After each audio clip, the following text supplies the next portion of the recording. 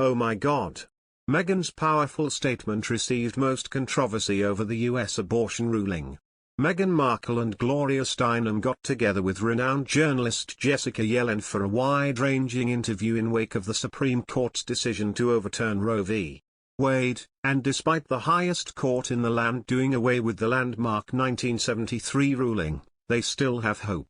Yellin moderated the conversation between the Duchess of Sussex and the iconic American feminist for Vogue, where Markle offered her thoughts while talking about normalizing conversations about abortion and women's health. For Markle, she thinks about her family when those topics come up. "I think about how fortunate I felt to be able to have both of my children," said Markle, mother to son, Archie, 3, and daughter, Lilibet, 1. "I know what it feels like to have a connection to what is growing inside of your body.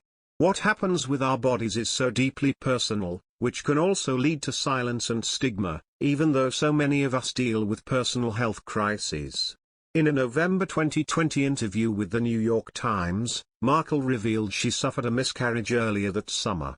"I know what miscarrying feels like, which I have talked about publicly," Markle continued in Vogue.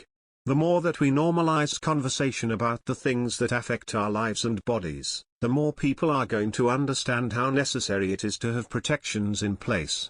Markle, who described Prince Harry as a feminist in the article and said his reaction to the Supreme Court's decision was guttural, went on to underscore the importance that, when it comes to abortion, it should always be a woman's right to choose. "This is about women's physical safety. It's also about economic justice, individual autonomy, and who we are as a society," she continued. "Nobody should be forced to make a decision they do not want to make, or is unsafe, or puts their own life in jeopardy. Frankly, whether it's a woman being put in an unthinkable situation, a woman not ready to start a family, or even a couple who deserve to plan their family in a way that makes the most sense for them, it's about having a choice. It's interesting that here you're talking to two women, one who chose to give birth happily, and one who chose not to give birth happily. And we're both prospering because we were able to make our own choices." Since the Supreme Court's decision last Friday, many celebrities have come forward to share their own personal stories about abortion. Dancing with the Stars pro Cheryl Burke opened up about her abortion at 18. Paul Walker's daughter, Meadow, also revealed she had an abortion in 2020. "This is having a very real impact on women's bodies and lives starting now," Markle said. "Women are already sharing stories of how their physical safety is being put in danger. Women with resources will travel to get an abortion, those without might attempt to give themselves one at tremendous risk.